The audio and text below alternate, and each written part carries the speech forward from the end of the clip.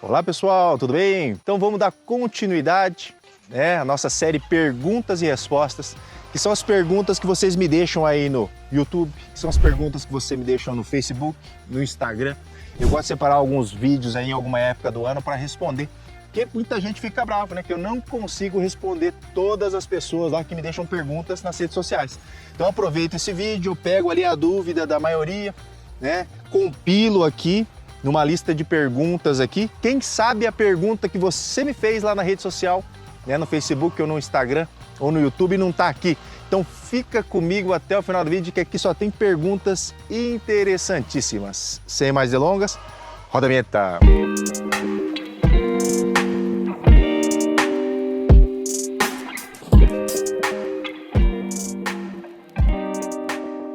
Olá, amigo do coração, tudo bem? Eu sou o Dr. Roberto Iano, cardiologista, especialista em marca-passo. Então, dando continuidade à nossa série Perguntas e Respostas, você pergunta daí e eu respondo aqui para vocês. São as perguntas aqui que vocês me deixam nas redes sociais, Mas primeiro, vocês sabiam que a Clínica Iano está aqui em Indaiatuba, Então você de Indaiatuba, Campinas, Sorocaba, Jundiaí, São Paulo, Limeira, Americana, olha quanta cidade boa que a gente está ao redor aqui, então você pode se consultar comigo via presencial, que a gente está aqui em Indaiatuba, Clínica Iano. E eu faço atendimento também para todo o Brasil, então de repente não dá para você vir. Você mora mais longe, não consegue pegar o avião, Viracopos é aqui do lado, não consegue pegar o avião, a gente pode fazer o atendimento também via telemedicina. É você me vendo aí, frente a frente, tá? Depois eu vou deixar o link de agendamento aqui na descrição. Mas vamos lá então para a primeira pergunta. Quem sabe a dúvida que você tem não é a dúvida que eu vou responder aqui hoje, Porque eu sempre falo, a pergunta de 1 pode ser a pergunta de 100, de 1000, de 10 mil, de 1 milhão de pessoas. Então vamos lá responder esses questionamentos. Alfredo Matos: Doutor Roberto, ultimamente tenho me sentido cansado. Um pouco que eu ando já dá falta de ar. Pode ser um problema no coração? Alfredo, até pode, Cansaço pode ser um cansaço natural, Às vezes você não faz exercício físico, às vezes você está levando uma vida muito estressante, às vezes não está conseguindo dormir bem. E tudo isso pode dar aquele cansaço, aquela fadiga natural, Mas se você está notando que o teu cansaço está além, teu cansaço está extremo, e você me relatou aqui que está dando até falta de ar, porque o cansaço, você anda 1, 2 quadras e fica levemente ofegante. A falta de ar não, estou aqui quieto, parado, tentando respirar, o ar não entra, estou passando mal. Você está tendo episódio de falta de ar. Então tem que descartar a doença do coração.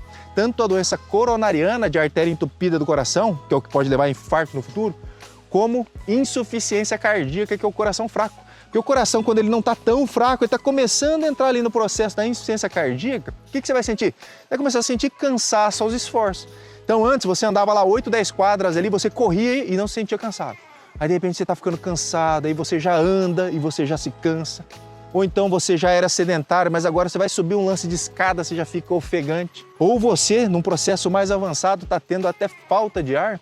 Isso realmente pode ser coração fraco, Então você tem que ir no cardiologista, tem que investigar. É melhor que ele faça os exames todos e veja que não é nada demais. Porque você vai deixando quieto, e daqui a pouco você vai ver o teu coração já está extremamente fraco. Já evoluiu para a insuficiência cardíaca. O processo da aterosclerose já evoluiu, você já está com a artéria entupida no coração. Então, na dúvida, vá num bom cardiologista. Na própria consulta, o médico já consegue ter uma ideia ali se você tem insuficiência cardíaca, se você tem o coração fraco, se ele suspeitar que você tem alguma artéria entupida do coração. Existem vários exames que podem ser solicitados, Desde teste ergométrico, cintilografia miocárdica, ecocardiograma com estresse, ressonância de estresse, angiotomografia de coronárias. Para insuficiência cardíaca, um simples ecocardiograma já pode fazer o diagnóstico junto, é claro, com a história clínica do paciente, que a história clínica, eu sempre digo que a história clínica é soberana.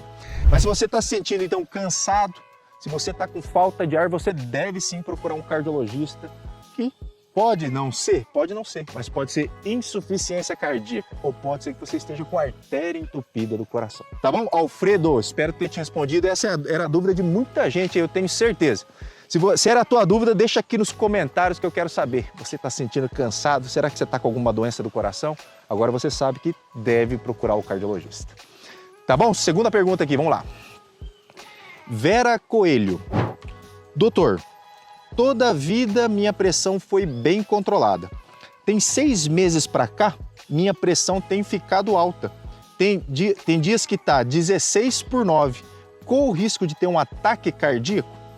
Bom, vamos lá, Vera. Então, de 6 meses para cá, você provavelmente virou uma hipertensa. Porque a hipertensão arterial, vocês sabem, né? Hipertensão arterial são níveis mantidos e elevados acima de 140 milímetros de mercúrio da pressão arterial sistólica Por que eu falei ou?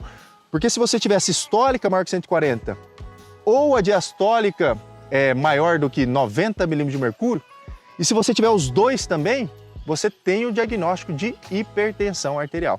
Então, decore, é o 14/9, mas na verdade é o 140/90 milímetros de mercúrio. Qualquer um dos dois que esteja acima, você já tem a hipertensão arterial. Isso acontece, viu? Então o paciente começa a acompanhar comigo, e aí de repente ela não é hipertensa, vai fazendo acompanhamento de uma consulta de 4, 6 meses, a pessoa pode virar uma hipertensa sim.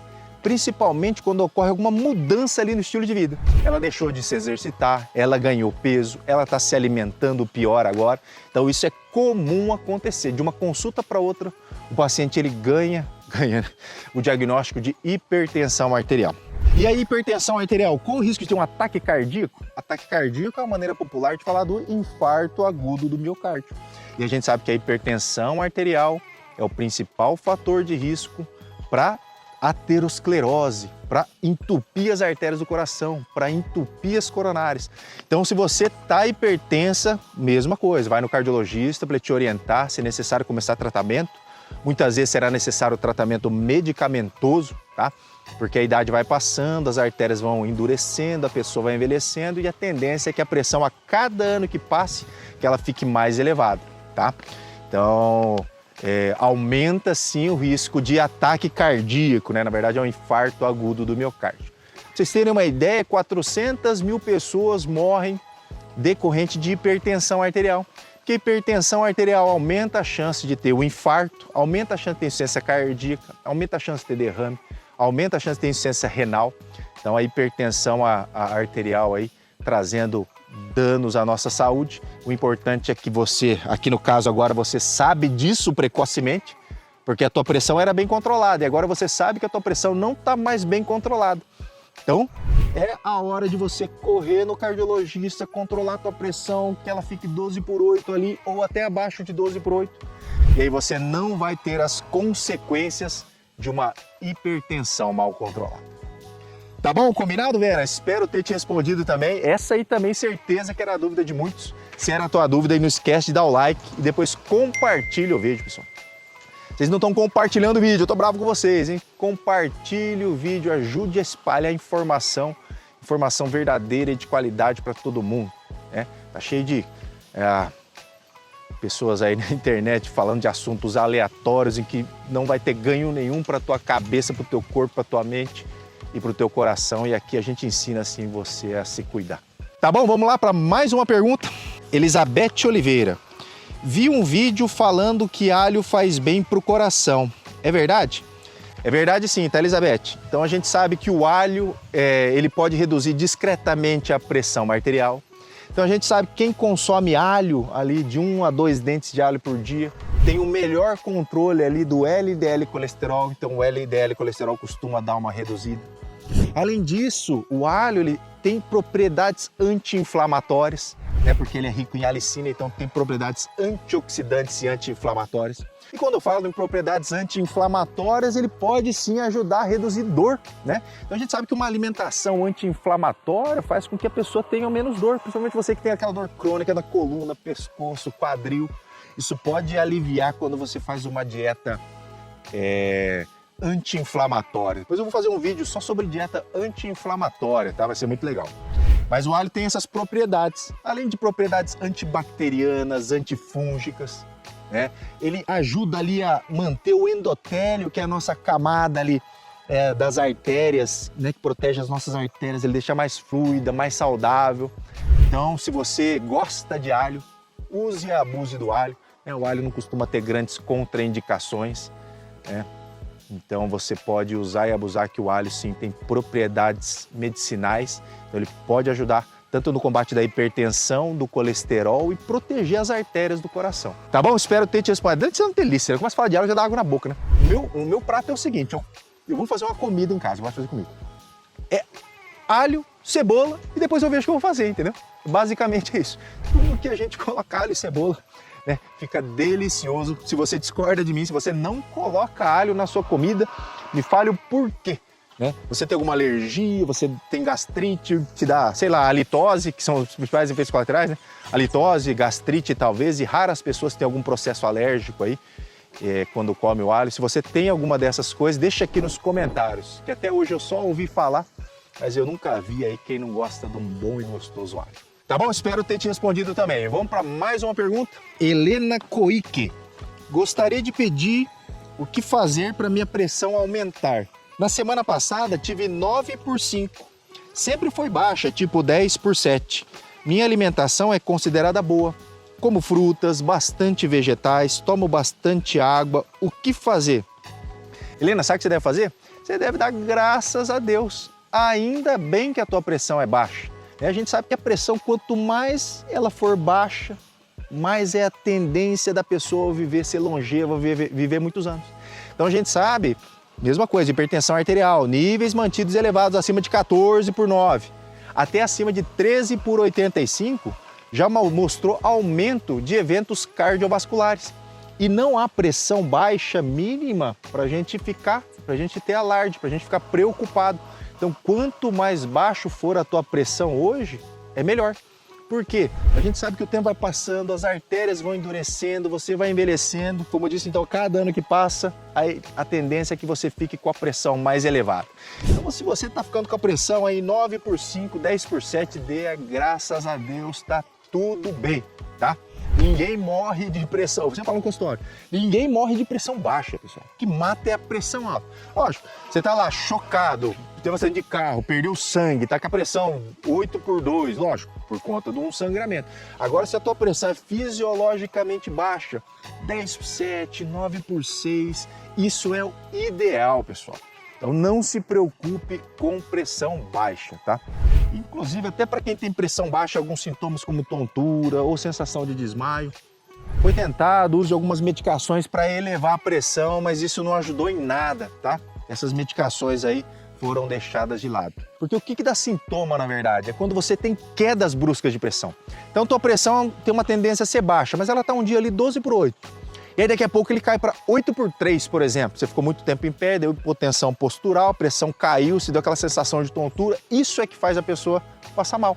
Mas se a pessoa tem ali a pressão mantida 9/6, está tudo bem, pessoal. Isso não vai dar tontura. São as quedas bruscas de pressão é que dá tontura e sensação de desmaio. Tá bom, Helena? Então depois, ó, só tem que agradecer por ter a pressão baixa, tá?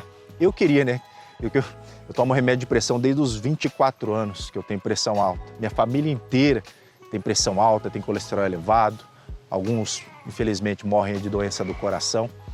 Então, eu tomo um medicamento desde os meus 24 anos. E até falo, né? Imagina se eu não tivesse tomando as medicações ali desde os 24 anos. Hoje eu tô com 40, né? Com certeza meu coração já estava inchado, eu já teria talvez ter tido um infarto, né? Porque o infarto está acontecendo hoje em qualquer idade. Depois eu vou fazer um vídeo sobre infarto em jovens. Se você quiser, deixa aqui, ó. Eu quero vídeo de infarto em jovens que eu vou fazer aqui para vocês. Mas tem muita gente jovem aí infartando e nos deixando aí antes da hora, né? Tá bom, Helena? Combinado, então? Ó, depois agradece aí, né? Quem que você acredite aí, né? Que por você ter a pressão baixa, que tá tudo bem. Tá bom, pessoal? Então é isso. Eu vou fazer mais alguns vídeos, calma. Não fiquem preocupados que eu vou fazer mais alguns vídeos de perguntas e respostas, né? Porque eu sei que aqui não deu para responder 3, 4 perguntas, mas eu prometo para vocês que eu vou ler de novo lá o Facebook, o YouTube, o Instagram.